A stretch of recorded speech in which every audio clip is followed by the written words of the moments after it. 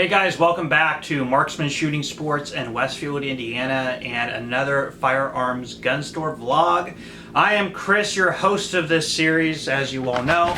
But anyway, I say this at the beginning of every single vlog, we've just been so incredibly busy, so I'm sorry that this one's coming out late, but there has been a lot of cool stuff that's come in, so I'll start you off with a shop tour just to kind of update you with what we have, and then we'll move on from there.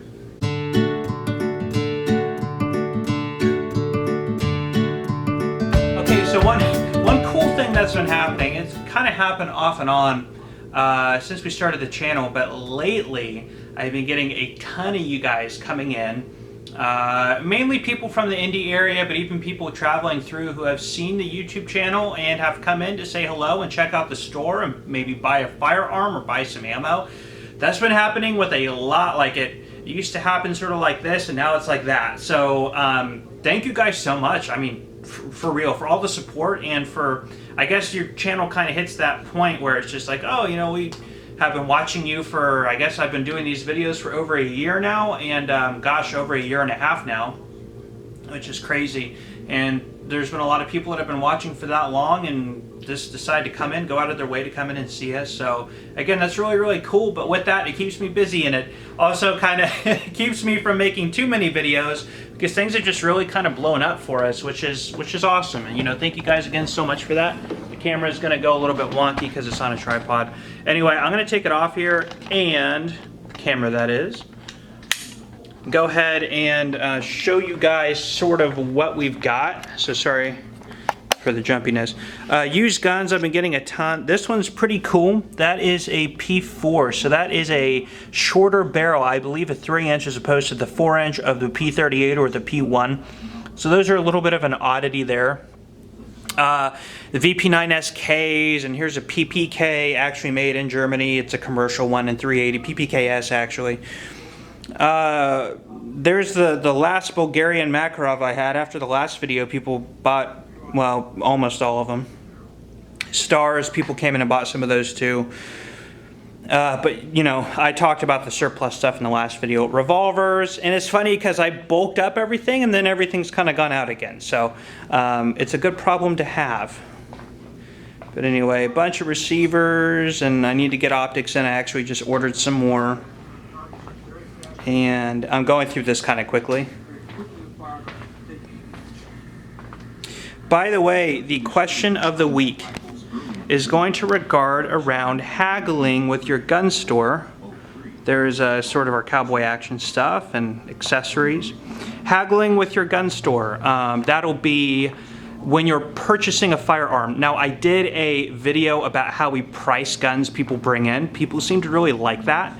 So I'm going to talk about, you know, when you're going into a gun store and you see a gun that you want, how to haggle the best deal from your dealer. That'll be the question of the week.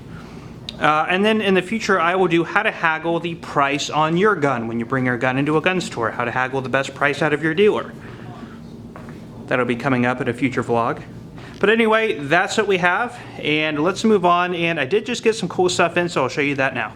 Okay, one thing I got in that I wanted to play with is, I'm kind of going to put this together as, I don't really do this a lot with firearms where I put like a cool sort of a, what do I want to say, sort of a build or a, not a build, a sort of a rig, if you will. I don't really like where I take a firearm and buy an optic and buy a bipod and kind of price it all together and sell it as one package. I don't typically do that, but one thing I did want to do that on is a little CZ Scorpion. And I will show you what I got. You guys have probably seen these. These are the new-ish Evo 3 Scorpions. And then I got the pistol here.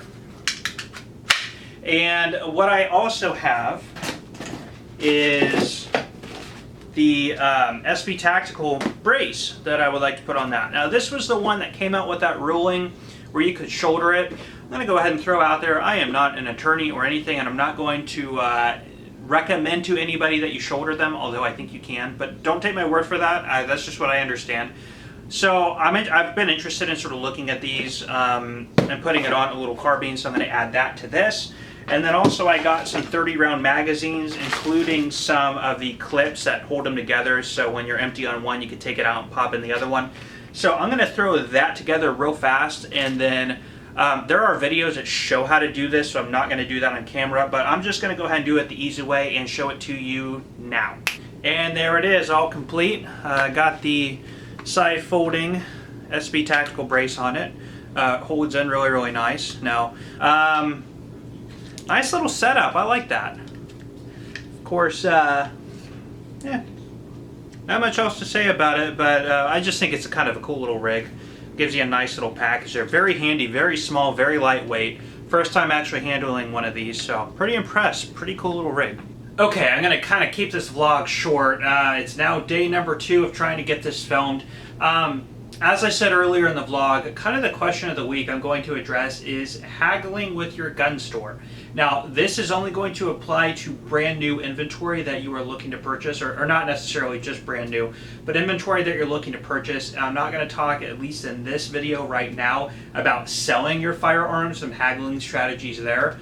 But you're walking into a gun store, you see that brand new Glock or that used M&P over there on the shelf, and you want to get the best bang for your buck, you want to get the best pricing. So, first of all, when is it okay to try and negotiate a price, and when should you not? Or there's never really a time you shouldn't try to negotiate a better price. In fact, I think you should. But I think sort of the starting point is to say, okay, let's understand first what the gun store owner or shop attendant is coming from, and then where the consumer is coming from. Having an understanding of sort of the disposition of the person you're trying to haggle with is a good place to start. So I can give you my perspective because I am a gun store owner, so I do have a little bit of a unique perspective on this. But in our store, basically we can segment this into sort of 2 separate categories, and we'll talk about new firearms and used firearms. So in our store, our new firearms, our margin on them is actually very, very, very tight. And I know a lot of people are going to tell you that, whether it's you go into the car dealership or anywhere you go, you're going to hear the very common phrase, I don't have any room on this. To be perfectly honest with you, when it comes to new firearms, with the internet and everything, gun stores, especially, including ours, we have to be bottom of the barrel pricing in order to compete. So our margin structure honestly is anywhere from about 8% to 15%, and 15% being on like the stuff that's tough to get and moves quickly. 8% on like your run-of-the-mill stuff. Now with that, some knowledge for you guys is there are manufacturers, Glock is a big one, SIG is another one, who do have MAP pricing. MAP pricing is the minimum advertised price. Not all dealers follow this, but we definitely do. What that basically means is Glock, for example, has on their products a bottom dollar that dealers like myself are allowed to advertise those products at. Now, does that mean the police are going to come bust us if we advertise below that? No. But what Glock will do, and they've done this to my store, they do it about 2 to 3 times a year, is they will send in representatives to your store to check your pricing. If you are consistently selling below MAP or advertising below MAP pricing, they will stop allowing you to sell their products, which for any gun store, that's not a great thing to be cut out from selling an entire line of firearms. Or they won't allow you to engage in their distributor dealer pricing and all that. So now that is the minimum advertised price. Now you can make, if a customer comes in and says, hey, that Glock 26 there you have at $550, can you do better? Yes, outside of that I can. I'm allowed to talk the price down a little bit, and that's fine. So those lines, it's good for you to know. Glock is the big one. They're the ones that enforce it. I've never had a SIG rep come in. I have had Smith & Wesson reps come in.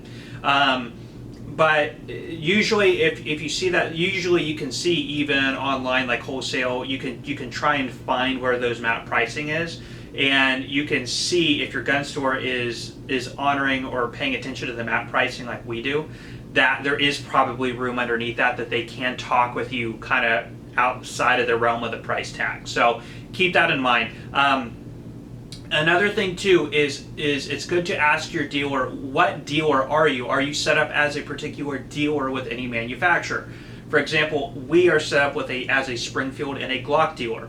What that means is not just that we sell their products, but we actually take part in their dealer programs, which means we buy a whole bunch of their inventory, but we get it at a much lower price. If I get it at a lower price, it means I have a lot more room on it to sell it to you. keeping in mind I have to follow their MAP pricing rules, but we can talk a little bit on that.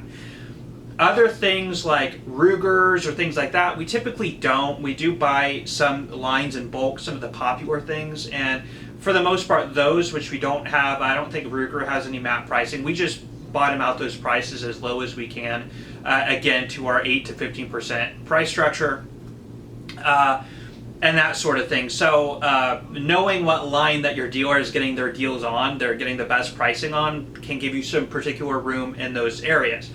So, for example, if you call up your gun shop and you say, hey, I'm looking for a M&P 9C 2.0, and Buds has it for $389, I'm just throwing out a price there. Can you match that price?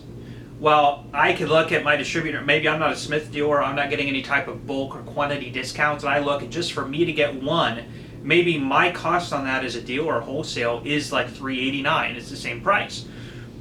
And, you know, I say, I can't even come close to that, because if I sell it to you, I'm breaking even. If you use a credit card, now I'm losing money because I have to pay the credit card fees. And the reason Buds can offer you a lower price is because they probably are a Smith & Wesson dealer. In fact, Buds is probably a dealer with everyone.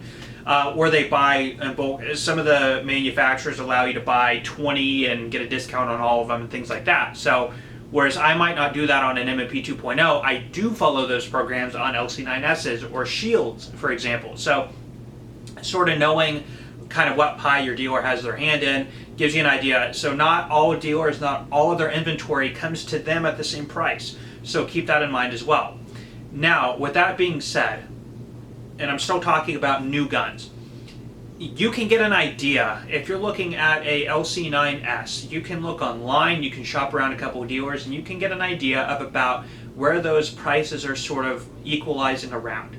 If your dealer is priced at that price point, chances are they're not going to have any room on it. They're just not, because there's just, in new firearms, there is not much room. And you can try and haggle, but don't be offended if they tell you that I don't have any room in it. Honestly, they probably don't.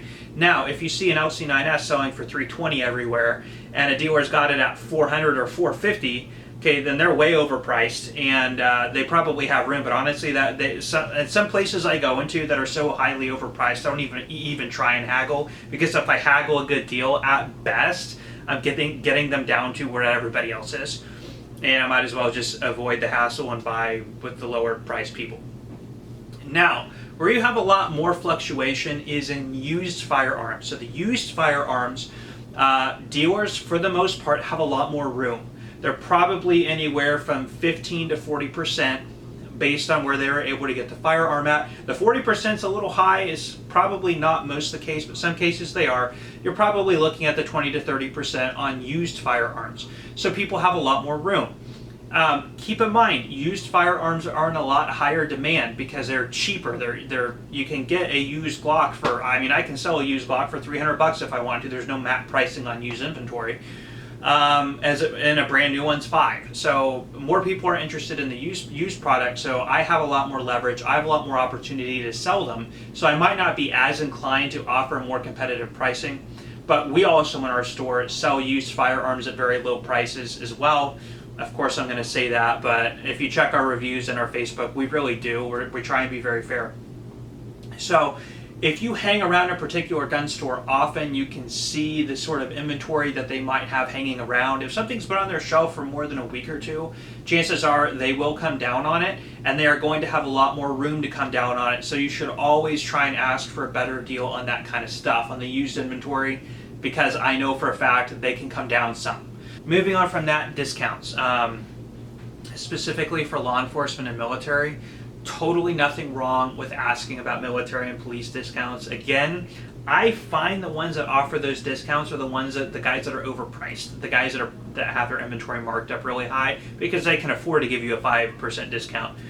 Again, if I have a firearm marked up 8% and I give you a 5% discount after your credit card fee, I'm probably going to break even, if not lose money on it. So we don't offer police or military discounts strictly for that reason, and we just don't have the room to. It's not that we don't appreciate everything our armed forces and our military and our police do.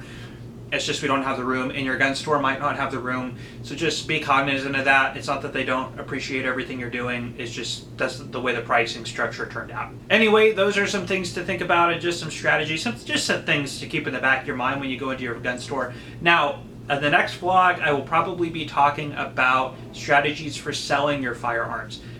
I say strategies because they're actually, we're going to talk more about negotiation tactics. When it comes to selling your gun to a dealer, there's a lot more potential or possibility for what's going to happen during that experience. Some best practices for you guys to consider when you do that, and just some general negotiation tactics you can use, especially when you're in your gun store. Coming from me, somebody who does this for a living, it could be pretty interesting to listen to. So I will either do that as a dedicated video, because it will be a lot of information, or I'll throw it on the end of a vlog. I don't know. We'll see what happens. But anyway, I am Chris. Thank you so much for stopping by and checking out this video. You are watching Marksman TV. I will see you next time.